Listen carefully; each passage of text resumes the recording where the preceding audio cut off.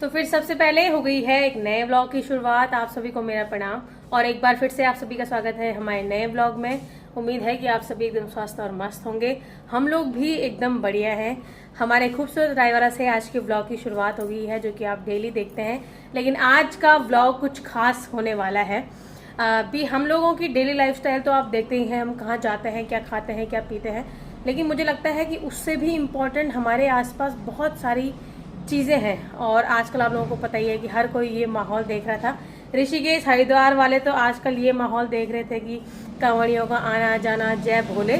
लेकिन उसके अलावा एक और मेला लगा हुआ है, जो है पंचायती राज व्यवस्था के तहत जो भी हमारे अभी भी बाइकों की आवाज़ पीछे आ रही है, तो अभी भी लगा हुआ है। बोले थे आज ख़त्म हो गया है कांवड़ियों की यात्रा, लेकिन फिर भी आवाज़ आने पे लगी हुई है।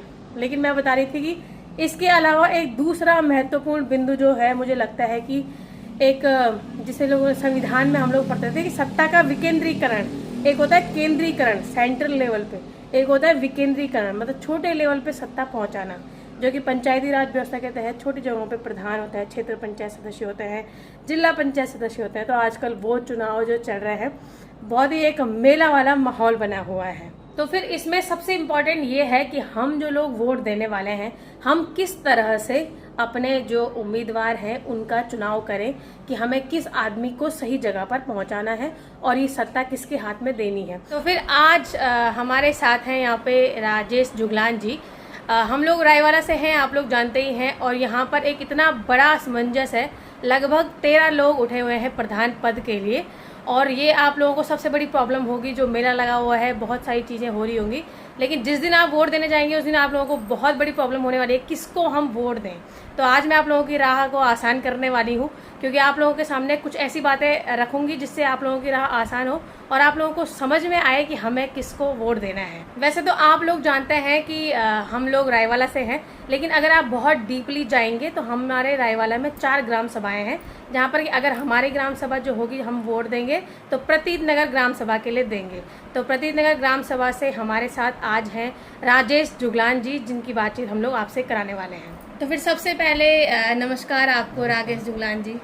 तो सबसे पहले मेरा आपसे ये सवाल है कि आप अपने बारे में जानकारी दीजिए कि आपकी शिक्षा क्या है, आपकी रोजगार क्या है, या फिर आपके आय का साधन क्या है। देखिए, मैं जो है भारतीय नौसेना से रिटायर एक पूर्व सैनिक हूँ और अभी फ़िलहाल मैं पेंशनर हूँ। और मेरी शिक्षा जो है, मैंने एमए किया पॉलिटिकल साइंस में और उसके बाद बीएड भी किया शिक्षा के क्षेत्र में, टीचिंग के क्षेत्र में जाना चाहता था। लेकिन अपने किन्हीं कारणवश जो है मैं नहीं जा पाया और आज जो है मैं आप सबके बीच उपस्थित हुआ हूँ। बिल्कुल बिल्कुल। तो आपका भी जो शिक्षा का क्षेत्र रहा वो बीएड है, पॉलिटिकल साइंस है, मेरा भी बिल्कुल वही था।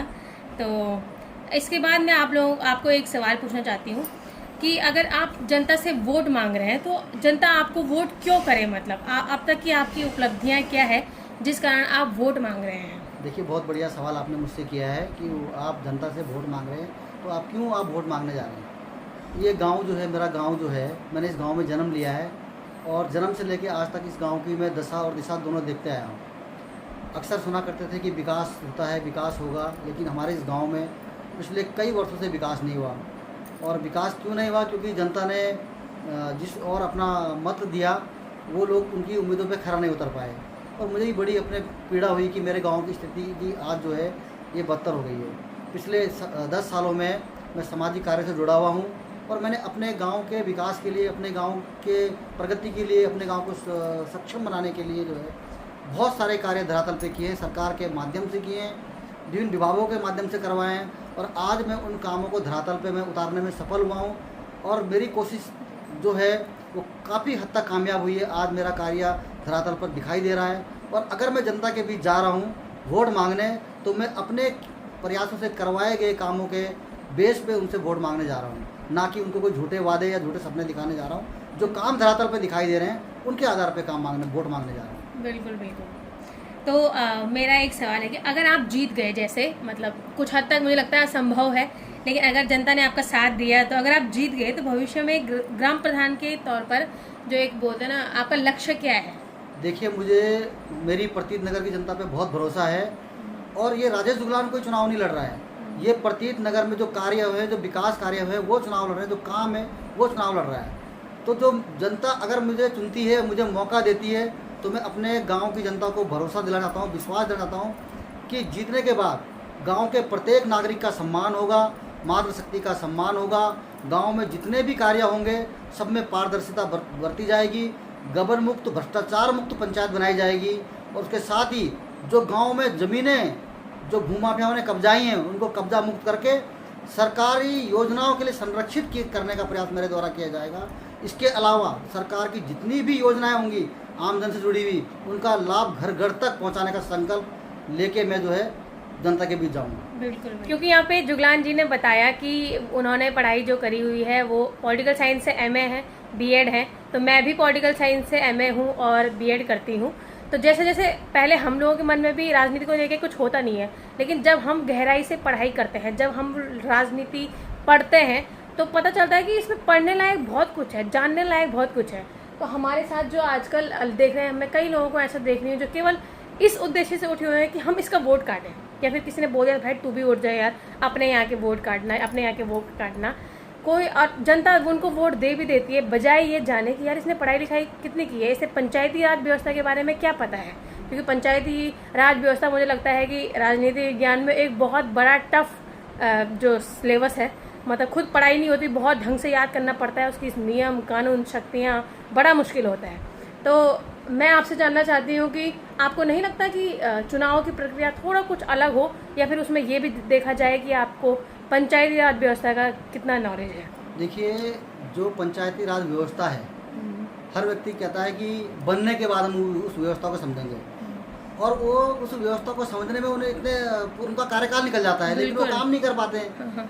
तो अगर आपको उसकी जानकारी पहले से आपने उसको पढ़ा है, ढंग से पढ़ा है, उसकी उन चीज़ों को जाना है, आपको किस स्तर से, किस माध्यम से कौन सा कार्य अपने गांव में करवाना है, तो वो जानकारी आपको तभी होगी जब आपने उसके बारे में पहले से ही अध्ययन किया हो। अगर हम परीक्षा देने जाते हैं, इस विद्यालय में हम कोई परीक्षा देते हैं तो हम पूरे साल भर पढ़ाई करते हैं, उसके बाद हम परीक्षा देते हैं। ऐसा नहीं कि हम जो है बरसात में जैसे मेंढक निकल जाते हैं और चुनाव के टाइम पे हम उतर गए और जो है हम जी आगे चुनाव लड़ने के लिए, तो वो है कोई योजनाएं नहीं उनकी, कुछ नहीं है।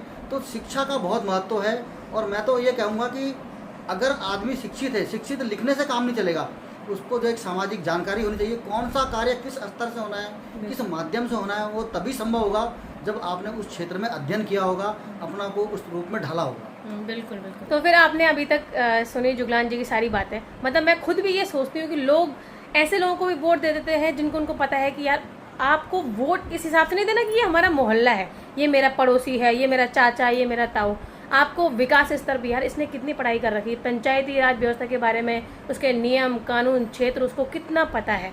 तो आप जब भी वोट देने, मेरा मकसद आप लोगों को यही बताने का था कि आप जब भी वोट देने जाएं तो आप अपने मन के जितने भी तार हैं उनको खोल के जाएं कि ये आदमी कितना काम करने वाला है, क्या इसका ये नहीं देखना है कि इसने ये हमारा रिश्तेदार है, ये देखना है कि इसने पिछले टाइम क्या काम करा है, ये उठ रहा है तो इसको मौका दें। मतलब पढ़ाई लिखाई का बड़ा महत्व होता है।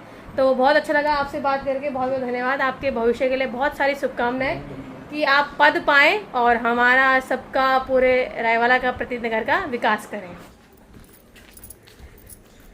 तो फिर ये तो हो गई काम की बात। अब आते हैं अपनी नॉर्मल ज़िंदगी पर, जहाँ हमारा पार्सल वगैरह आते जाते रहते हैं। तो यहाँ गेट पे कुछ पार्सल आया हुआ है, तो मैं इनका चलो पार्सल लेके आती हूँ अपने। तो भैया मुझे कब से फ़ोन कर रहे हैं और बारिश भी आने लग गई है।